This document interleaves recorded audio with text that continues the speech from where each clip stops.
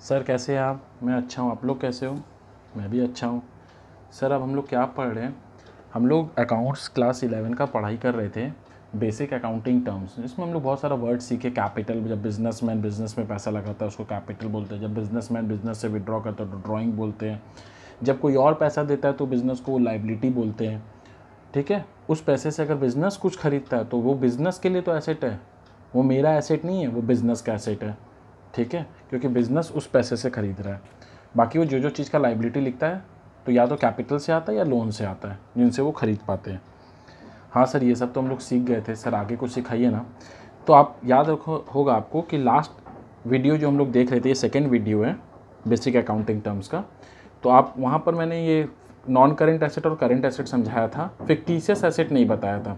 तो fictitious asset क्या asset होता है? ये एसेट नहीं होता, बस नाम का होता है। जैसे क्या होता है, deferred expenditure, deferred advertisement expenses, deferred advertisement expenditure या पीएल का डेबिट बैलेंस। ये क्या होता है? ये पीएल डेबिट बैलेंस में बाद में समझाऊंगा। आगे आप एक बात समझिए, डेफर्ड एडवर्टीजमेंट एक्सपेंस क्या है? सर क्या होता है, मान लीजिए मैंने 5 करोड़ रुपया रणवीर सिंह को दिया थम्सअप का ऐड करने के लिए। जी सर, और ये ऐड मैं 5 साल चलाऊंगा, तो मेरे को बेनिफिट 5 साल तक मिलेगा इस खर्चे का? जी सर। तो मैं 1 साल के अकाउंटिंग में लिख दूं कि 5 करोड़ रुपया खर्चा लग रहा है? क्या ये लॉजिकल लग रहा है? नहीं सर, ये तो 5 साल बेनिफिट लेंगे तो 5 साल के अकाउंटिंग में लिखिएगा। ठीक है, तो मैं क्या करता हूँ, हर साल 1 करोड़ रुपया खर्चे में दिखाता हूँ। तो बाकी 4 करोड़ कहीं तो दिखाना होगा ना बैलेंस शीट में। सर हाँ, एक बैलेंस शीट बोल के चीज़ सिखाया था, लाइबिलिटी रुपीज़, एसेट रुपीज़। ठीक है, लेफ्ट हैंड साइड में लाइबिलिटी है तो राइट हैंड साइड में एसेट। क्यों, क्या, किस लिए, बैलेंस शीट चैप्टर में सीखेंगे। हाँ सर, तो वहाँ पर क्या हो जाएगा सर, ये एसेट हो जाएगा, क्योंकि मैंने पैसा तो दे दिया, मेरे लिए तो एसेट है, एडवांस पेमेंट टाइप्स। तो एसेट में कौन सा एसेट है सर? फिक्स्ड एसेट है कि करेंट एसेट है? अब वो इजीली कन्वर्ट नहीं हो सकता, तो करेंट नहीं है, नॉन करेंट भी नहीं है, या फिक्स्ड एसेट भी नहीं है वो। तो ना वो टेंजिबल है ना इनटेंजिबल है, उसको क्या बोलते हैं? Fictitious asset. Fictitious asset are neither tangible nor intangible. Sir लिख ले क्या? हाँ, नाइदर टेंजिबल। सर हम लोग उसी पेज में से स्टार्ट करेंगे ना। हाँ, और इंटेंजिबल। ठीक है, आप वीडियो रेकमेंड कर रहे हैं ना अपने दोस्त लोग को पढ़ने के लिए? जी सर कर रहे हैं। सर आगे क्या सीखना है? लिखो, मेरे साथ साथ लिखना। ठीक है, लिखो पहला वर्ड डेटर। सर कितना नंबर चल रहा है? सर मैं बताऊं? हाँ सर आप ही बताएंगे। 9 नंबर। ठीक है, लिखे आप 9 नंबर डेटर। सर क्या होता है डेटर? एक बिजनेस होता है, एक बिजनेसमैन होता है, उसके अलावा भी तो लोग होते हैं। हाँ सर, थोड़ा जल्दी जल्दी समझाइए ना। हम लोग का बिजनेसमैन था मिस्टर एएस। ये कौन था बिजनेसमैन? एक हम लोग का बिजनेस हुआ करता था। जी सर। ये क्या है? बिजनेस। एएस ने पैसा दिया तो क्या बोलते हैं उसको सर? कैपिटल। बिजनेस ने इसको कुछ दिया तो उसको क्या बोलते हैं? ड्राइंग्स। सर ये फिर से पढ़ा रहे आप? नहीं। अब बिजनेस ना सामान बेचा है इसको, गुड्स लिखे, सोल्ड ऑन क्रेडिट। बिजनेस को क्या पैसा मिल गया? उधार में बेचा है इसको। ये बोला बिजनेस को आई विल पे, लिखते रहे, आफ्टर 2 months। बिजनेस में ऐसा होता है? हाँ सर, बिजनेसमैन बिजनेस सामान बेचता है, बिजनेसमैन को नहीं। बिजनेसमैन का यही 2 चीज़ है, बिजनेस बाहर वाले को। कौन है ये? Mister x. वो सामान बेचा है और वो बोला हम 2 महीना बाद देंगे। बिजनेस के लिए सामान तो चला गया। जी सर। पैसा आया? नहीं सर। तो क्या बोलते, कौन आया? डेटर। डेटर माने डेप, उधार। हम लोग को पैसा मिल जाएगा बाद में, हम लोग के लिए क्या? पैसा मिलेगा, बिजनेस को पैसा मिलेगा, बिजनेस को पैसा मिलेगा, एसेट। जी सर, बिजनेस को पैसा मिलेगा तो एसेट। तो इनको बोलते हैं, ये हम लोग के लिए क्या हो गए? ये साहब हम लोग के हो गए डेटर। बिजनेस के लिए डेटर। बिजनेस को पैसा मिलेगा, बिजनेस को पैसा मिलेगा फ्यूचर में, एसेट। डेटर कौन से एसेट होते हैं सर? और ये क्या हुआ, इसको बोलते हैं credit sale. Good sold on credit मतलब क्रेडिट सेल, क्रेडिट सेल हुआ है। सर ये कौन सा एसेट है? Current asset. हाँ सर 12 मंथ के अंदर वाला है। जी हाँ, समझे, इसको डेटर बोलते हैं। नेक्स्ट टर्म सीखिए, क्रेडिटर्स।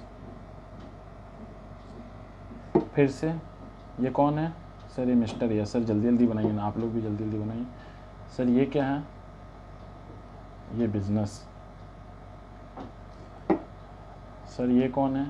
मिस्टर वाई, जेड रखता हूँ मैं, ठीक है। इससे क्या ट्रांजैक्शन है, उसको कैपिटल ड्राइंग बोलते हैं। मैं वापस नहीं सिखा रहा हूँ। अब क्या हुआ, मिस्टर जेड ने सामान बिजनेस खरीदा, purchased from him on credit. तो बिजनेस बोला मैं तुम्हें 3 महीने बाद पैसे लौटाऊंगा, I will pay you after 3 month. Business को पैसा चुकाना है बाद में, फ्यूचर में। हाँ सर, इसको क्या बोलते हैं सर? क्रेडिट परचेज किया बिजनेस ने। बिजनेस ने लौटाना है, बिजनेस को पता है पैसे लौटाना। हाँ सर, बिजनेस को लौटाना, तो बिजनेस के लिए क्या हो जाएगा सर? ये लायबिलिटी। क्या बोलते हैं इसको सर? Credit purchase. सर ये कहाँ पर आता है लायबिलिटी में? Current liability. समझ रहे हो आप? हाँ सर समझ गए। सर नेक्स्ट सिखाइए ना। नेक्स्ट नंबर 11 लिखो, परचेज। ध्यान से एक बात सुनना, जब हम लोग मशीन खरीदते हैं ना तो सर वो भी तो परचेज है। नहीं, वो हम लोग for more than 1 accounting period के लिए खरीदते हैं, ठीक है। नॉट फॉर रीसेल खरीदते हैं, लॉन्ग टर्म कर के लिए खरीदते हैं, और वो हम लोग का अर्निंग कैपेसिटी बढ़ाता है। तो उसको हम लोग परचेज नहीं बोलेंगे, उसको उसके नाम से याद रखेंगे। सर लिखा दीजिएगा ना। तो सर इसमें कौन सा परचेज होता है? लिखो यहाँ, परचेज मीन्स, लिखो लिखो, purchase of goods for resale और for manufacturing which are to be sold. Sir थोड़ा समझा दीजिए ना, परचेज मतलब। देखो, हमने ये कैलकुलेटर परचेज़ किया है 200 रुपये में, इसको बेचेंगे, मेरा रिटेल शॉप है, होलसेलर से 200 रुपये रेट पड़ा है, इसको बेचेंगे 250 रुपये में। इसमें हम ट्रेड करते हैं, यही मेरा काम है कैलकुलेटर बेचने का, तो इसको हम परचेज़ बोलेंगे। समझ गए क्या लिखा है? Purchase means purchase of goods for resale, ये तो रीसेल वाला हो गया केस। हाँ सर, और भी लिखे, for manufacturing which are to be sold, ठीक है। अब मेरे पास पेन मैन्युफैक्चरिंग कंपनी है, ठीक है। मैं पेन बनाता हूँ और ये रिफ़िल बाहर से ख़रीदता हूँ। दिख रहा है आपको? जी सर दिख रहा है। ये रॉ मटेरियल है मेरे लिए, ये ख़रीद के मैं पेन बनाऊँगा। जी सर समझ में आ रहा है, ये ख़रीद के आप पेन बनाएंगे। For manufacturing which are to be, तो वो भी मेरे लिए जो रिफ़िल ख़रीदना इज़ मैन्युफैक्चरिंग कर रहा था पेन का बॉडी पार्ट, रिफ़िल ख़रीद रहा हूँ, फिनिश गुड्स बना के बेचूँगा उसको। हाँ सर, तो मैन्युफैक्चरिंग कर रहा हूँ। हाँ सर, तो वो जो मैन्युफैक्चरिंग पेन का बॉडी पार्ट्स हो रहा है और रिफ़िल ख़रीद रहा हूँ, ये भी परचेज़ माना जाता है, जो मैन्युफैक्चरिंग करने में काम आता है। प्लास्टिक खरीदता हूँ, हाँ सर बॉडी बनाने के लिए, वो क्या है? वो रीसेल के लिए तो नहीं खरीद रहा हूँ, प्लास्टिक से बॉडी बनाऊँगा फिर बेचूँगा। हाँ सर समझ गए, एक डायरेक्ट सामान खरीद के बेचना और एक हो गया खरीद के बना के फिर बेचना। जी हाँ, सिंपल भाषा में समझाइए सर, ठीक है।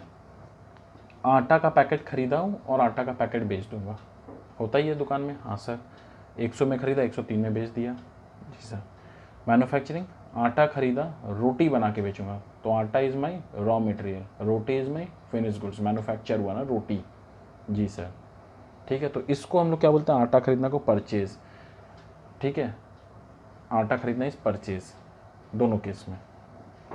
सर अगर हम लोग मशीन खरीदेंगे तो क्या हो? परचेज़ नहीं हुआ, बिल्डिंग खरीदेंगे तो क्या वो परचेज नहीं हुआ? लैंड खरीदेंगे तो क्या वो परचेज नहीं हुआ? जी नहीं, वो परचेज नहीं है। क्यों सर ये परचेज नहीं है? ये परचेज नहीं है। क्यों सर ये परचेज नहीं है? क्यों? Not for resale. वो रीसेल के लिए था? हाँ सर। लॉन्ग टर्म के लिए खरीदते हैं? हाँ सर। ये तो सर खरीदे और दूसरे दिन कस्टमर मिलेगा तो बेच देंगे, तो उसको परचेज बोलते हैं। क्या ये machine, building, land increases my earning capacity? जी सर।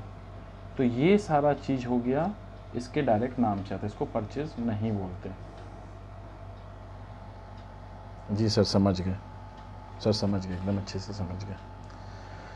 अब कभी कभी हम जो रॉ मटेरियल खरीदते हैं ना, सपोज़ मैं मोबाइल का चार्जर खरीदता हूँ रीसेल करने के लिए, ठीक है सर, कैलकुलेटर से चार्जर आ गया, हाँ आप लोगों को सब बात ध्यान रहता है। देखिए, तो मैंने क्या ख़रीदा, मोबाइल चार्जर ख़रीदता हूँ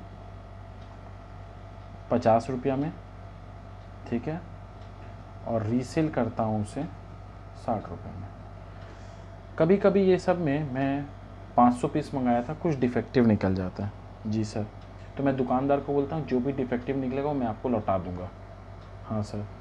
तो उसको, उस वर्ड को क्या बोलते हैं अकाउंट्स में, पता है आपको? सर 12 नंबर दे के लिख दीजिए ना, परचेज रिटर्न। ओ वाह सर, परचेज किए रिटर्न कर दिया, या रिटर्न आउटवर्ड।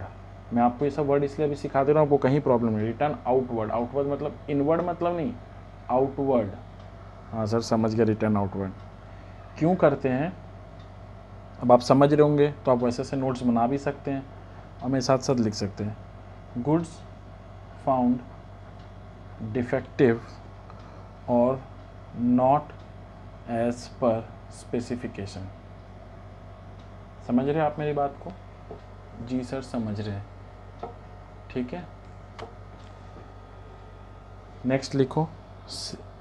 अब एक बात ध्यान रखना, जो हम लोग परचेज करते हैं ना, ये कैश में भी हो सकता है, कैश परचेज भी हो सकता है और क्रेडिट परचेज भी हो सकता है। सर कैश परचेज मतलब कैश देके खरीदना, क्रेडिट परचेज क्रेडिटर हो जाएगा ना हम लोग का बिजनेस के लिए। जी सर, जिससे उधार में खरीदेंगे और फिर बेचेंगे। समझ रहे हो? परचेस कर रहे हैं अभी हम लोग, बिजनेस परचेस कर रहे हैं, सेल नहीं। हाँ सर समझ गए। सर हम लोग पीछे जाके 10 मिनट वापस फास्ट फॉरवर्ड करके देख लें। हाँ देख लो, बहुत अच्छा हो जाएगा, मेरी बात सुनो, बहुत अच्छा हो जाएगा, आप लोग एकदम अकाउंट्स के बेस में बहुत अच्छे हो जाएंगे। सर नेक्स्ट कितना पॉइंट नंबर है, लिखे 13 नंबर, सेल। सर एसेट बेचते तो सेल होता है। हाँ सर वो सेल मानेंगे नहीं, वो यहाँ नहीं आएगा इस सेल में। ये ऑर्डिनरी बिजनेस जो हम लोग जिसमें डील करते हैं ना, उसको सेल बोलते हैं। सर थोड़ा समझाइए ना। Sale of goods in which enterprise deals. Car showroom वाले के लिए, जिनका कार शोरूम है उनके लिए कार क्या है, जल्दी बोलिए। सर हैशबैग बनाइएगा ना, तुम लोग से ना पार पाना मुश्किल है, ठीक है। कार शोरूम वाले के लिए कार क्या है? Sir asset. गलत, ये तो इसमें डील करता है गाड़ी में, इसके लिए ये गुड्स है, ये कार खरीदता और बेचता है रीसेल के लिए, मैन्युफैक्चरिंग करता है नहीं सर। समझ रहे हो आप? जी सर समझ रहे हैं। अब वही शोरूम क्या है? शोरूम तो सर एसेट है ना बिजनेस के लिए। हाँ, और कार क्या है? गुड्स है। तो सेल ऑफ गुड्स हम लोग दिखा, जो इंटरप्राइज जिस चीज़ में डील करता है उसको सेल बोलते हैं। सर इसमें भी तो वो होता होगा ना, कैश सेल, और सर उधार में बेचते हैं, डेटर बनता है जो हम लोग का, तो उसको क्रेडिट सेल। सर अब टुक्की टुक्की क्या बना, ऐसे स्टाइल 4 कोना, आप लोग को 5 वाला बनाना, 5 बनाना, लूडो लगेगा आपको, डब्बा बना दीजिए, जो भी करना कीजिए, पढ़िए। जी सर समझ गए। सर और कुछ सिखाइए ना। लिखो नेक्स्ट। सेल्स रिटर्न, और क्या बोलेंगे? रिटर्न। सेल किए थे, रिटर्न इनवर्ड। क्यों? गुड्स फाउंड डिफेक्टिव और not as per specification, return भी आ सकता है, डिफेक्टिव और नॉट एज पर स्पेसिफिकेशन। समझ रहे हो आप? जी सर। 15 स्टॉक, हम लोग आन भाषा में इन्वेंट्री बोलते हैं। क्या होता है सर? ये टेंजिबल है कि इनटेंजिबल? पेन का दुकान के लिए पेन क्या है? टेंजिबल कि इनटेंजिबल? सर छू सकते हो, टेंजिबल। लिखो tangible property held by an enterprise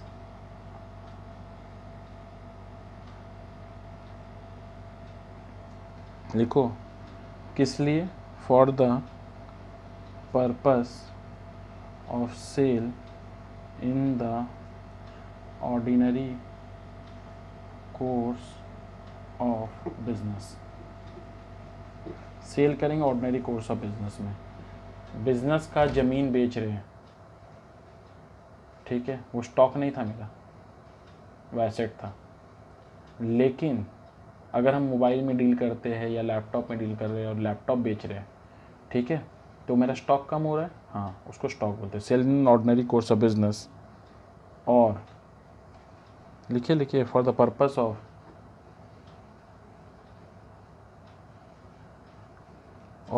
purpose of using it in the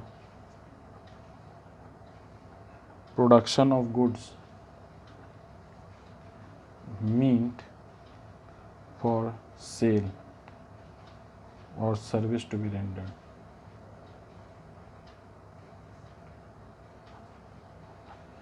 एक तो सामान खरीद के बेचते हैं रीसेल, तो उस टाइप का सामान जो खरीदते हैं तो उसको परचेस करते हैं, सॉरी, जब हम लोग एक सामान खरीदते हैं रीसेल करने के लिए, जो सामान खरीदते हैं रीसेल करने के लिए, क्या उसको परचेस बोलते हैं? हाँ सर कैलकुलेटर का एग्जांपल दिया आपने।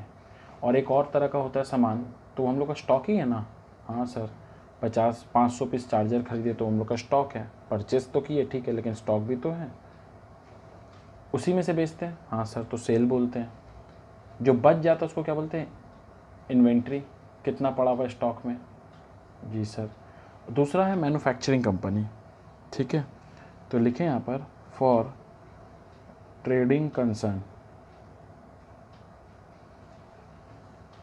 इट कंप्राइजेज ऑफ, ठीक है, it trading concern it comprise of closing stock in hand. Calculator 400 piece खरीदे, 300 बिक गया, तो बचा कितना? 100, उसी में हम लोग रीसेल करते हैं। हाँ सर, उसी को खरीदते और उसी को रीसेल करते, बनाते नहीं थे। The amount of goods are lying unsold, जो बच गया हाथ में, at the end of accounting period of goods traded in. तो हम लोग 100 यूनिट खरीदे थे और अगर 80 यूनिट बेच दिए तो क्लोजिंग स्टॉक कितना है सर? 20 यूनिट, ठीक है। अब हम लोग बहुत सारा सामान होता है जो मैन्युफैक्चरिंग कंसर्न खरीदता है, तो 3 पार्ट में डिवाइड होता है, comprise of raw material, work in progress, लिख रहे हो जल्दी, एंड फिनिश गुड्स। सर थोड़ा समझाइए ना। मैं पेन मैन्युफैक्चरिंग करता हूँ, तो मेरे लिए रॉ मटेरियल क्या है? प्लास्टिक एंड इंक, ये हम खरीद के लाए हैं, ठीक है,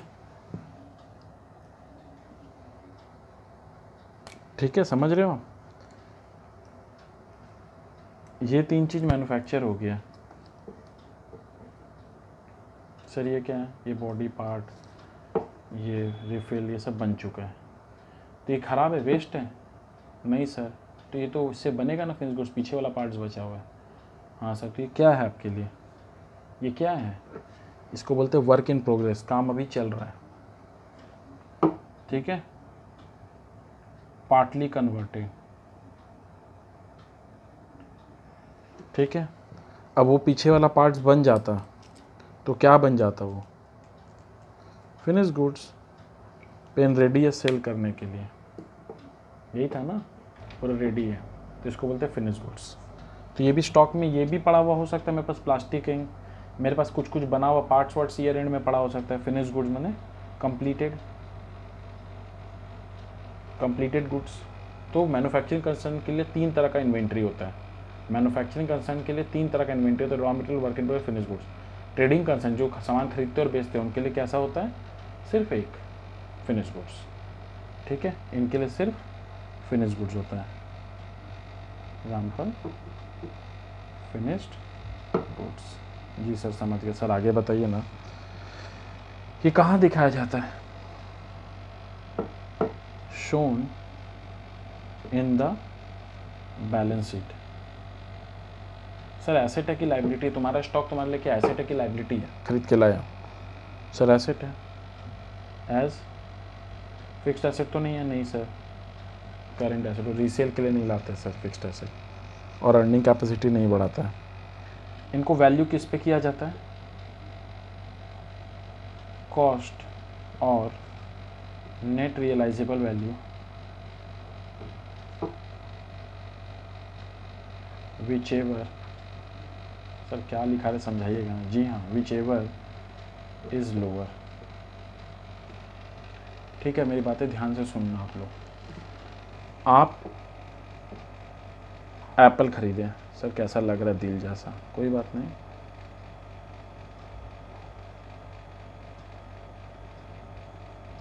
आप 3 एप्पल खरीदें, कितने में पता है, 5 रुपीज़ ईच।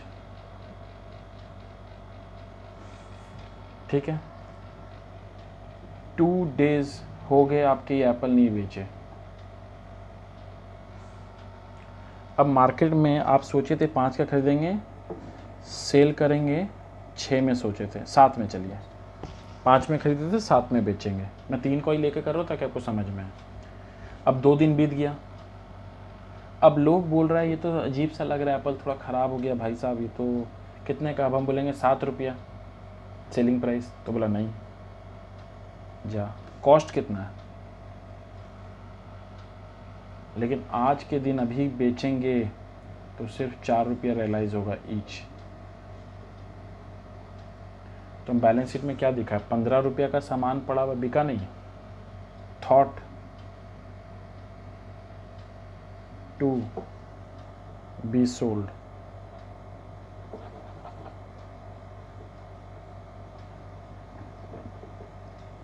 Sold at ₹7।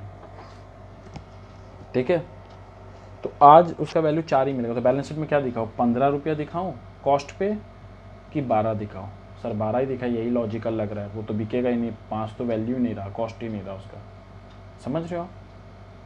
ठीक है, तो वैल्यूड एट कॉस्ट और net realisable value whichever is lower. Balance sheet में कौन सा वैल्यू लिखना है, 15 रुपया क्लोजिंग स्टॉक, तीनों बचा हुआ है अभी भी, 15 लिखूँ कि 12 लिखूँ, इसका इससे ज़्यादा वैल्यू नहीं मिलेगा। मैंने सर लॉस में बेचेंगे, इससे वैल्यू ज़्यादा नहीं मिलेगा एक एक का, तो क्या लिखूँ, 15 कि 15 का स्टॉक पड़ा हुआ है कि 12 का स्टॉक पड़ा हुआ है, which ever is lower. Accounts बोलता है, अकाउंटिंग स्टैंडर्ड 2। सर क्या होता है, छोड़ दो, कॉस्ट और NRV which ever is lower. समझ रहे हो आप, जी सर। लिखिए next, receipt number, point number sir 16।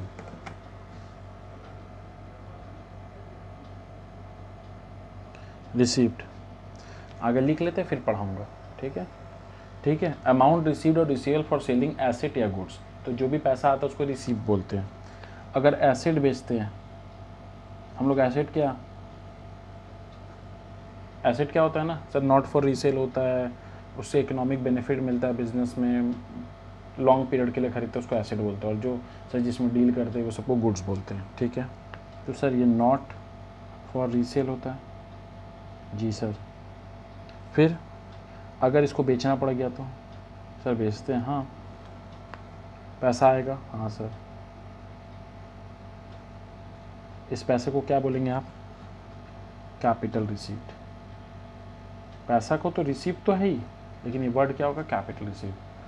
Goods जो आता है इसका क्या मोटिव होता है, पर्पस फॉर रीसेल, इसको तो बेचेंगे, मेन काम ही बंद हो जाएगा नहीं तो इसको क्या बोलते हैं, रेवेन्यू रिसीप्ट। चलिए आपको एक एग्जांपल देता हूँ। कार डीलर है,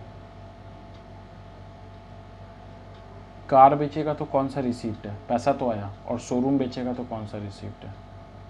सर शोरूम बेच दिया, कार तो उसका काम है, कार डीलर तो कार में ही ट्रेड करेगा तो उसका काम है, तो वो बेचेगा तो सर रेवेन्यू रिसीप्ट है, और शोरूम बेचेगा तो कैपिटल रिसीप्ट है। गुड बॉय, गुड गर्ल, चलो अच्छा बात। नेक्स्ट लिखो, expenditure.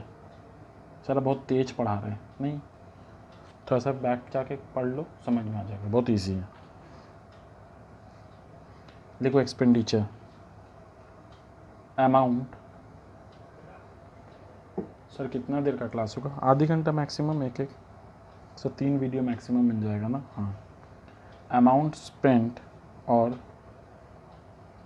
Liability incurred for acquiring asset और goods plus service. Amount spent, खर्चा कर रहे हैं तो उसको एक्सपेंडिचर बोलते हैं, या तो एसेट खरीदने के लिए, या गुड्स खरीदने के लिए, या सर्विस लेने के लिए। जब हम लोग एक्सपेंडिचर करेंगे तो 2 तरह का एक्सपेंडिचर आता है, कैपिटल एक्सपेंडिचर और रेवेन्यू एक्सपेंडिचर। समझ रहे हो? हाँ सर, कैपिटल एक्सपेंडिचर समझ गया। जब हम लोग एसेट खरीदते हैं तो क्या होगा, सर आप बताइए। नहीं हम नहीं बताएंगे, आप लोग बताइए। जब हम लोग एसेट खरीदते हैं तो कौन सा खर्चा, रोज़ाना चलाने के लिए वो है, नहीं सर वो तो कैपिटल खर्चा है। बस purchase of asset, sir example plant and machinery, ये खरीद के बेचने के लिए, इस पर हम लोग डील नहीं करते हैं, तो प्लांट एंड मशीनरी खरीद रहे क्यों, तो ये खर्चा कौन सा हो गया, कैपिटल एक्सपेंडिचर। इसमें क्या होता है ना, huge amount is involve.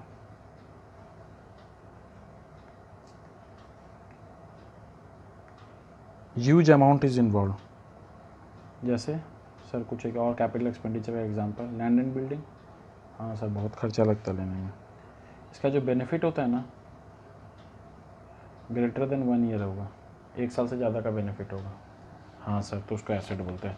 Sir मैंने दुकान में ना एसी लगवाया, तो सर पापा ने पूछ रहे थे कि ये एक्सपेंडिचर तो है, क्या वो एसी खरीद के बेचने के लिए था, नहीं सर वो 4-5 साल तो चलाना ही है। कौन सा एक्सपेंडिचर है वो, खर्चा तो है, रेवेन्यू कमाने के लिए वो खर्चा किया जा रहा है, नहीं सर वो तो कैपिटल एक्सपेंडिचर है। बस समझ गए तुम लोग। रेवेन्यू एक्सपेंडिचर एग्जॉस्टेड इन 1 ईयर, गेट्स एग्जॉस्टेड इन 1 ईयर, ये एक्सपेंस है। एग्जांपल दे दीजिए ना सर, सैलरी, रेंट एक्सेट्रा। ठीक है सर, और कुछ पढ़ाइए ना। अब देखिए प्रॉफिट से कनेक्टेड बात है, 10-15 मिनट का और मैक्सिमम वीडियो होगा, तो मैं नहीं चाह रहा हूँ इसमें सिखाऊँ, ठीक है, वो हम लोग नेक्स्ट वीडियो में सीखेंगे। 15 से 20 मिनट का होगा next video. Thank you everyone. उसमें सर कवर हो जाएगा सारा। जी हाँ, आप सब्सक्राइब करिए, लाइक कीजिए, फॉरवर्ड कीजिए। आपको नहीं समझ में आ रहा, कमेंट बॉक्स पे कमेंट कीजिए। सर करते आप रिप्लाई नहीं करते, झूठ मत बोलो, कसम खाओ। सब्सक्राइब करोगे, लाइक करोगे, फॉरवर्ड भी करोगे और पढ़ोगे, और सर जो नहीं समझ में आएगा आपसे पूछेंगे, और सर आपको ज्वाइन करेंगे अगर, तो सारा डाउट क्लियर कर लेंगे, और सर याद भी कर लेंगे। जी हाँ, कर लीजिए, अभी याद हो जाएगा आपको। Thank you. स्ट्रॉन्ग वेज करना है तो कर लीजिए। हाँ सर आप जाइए ना, बाय बाय बाय, अच्छे से बोलो, ओके बाय।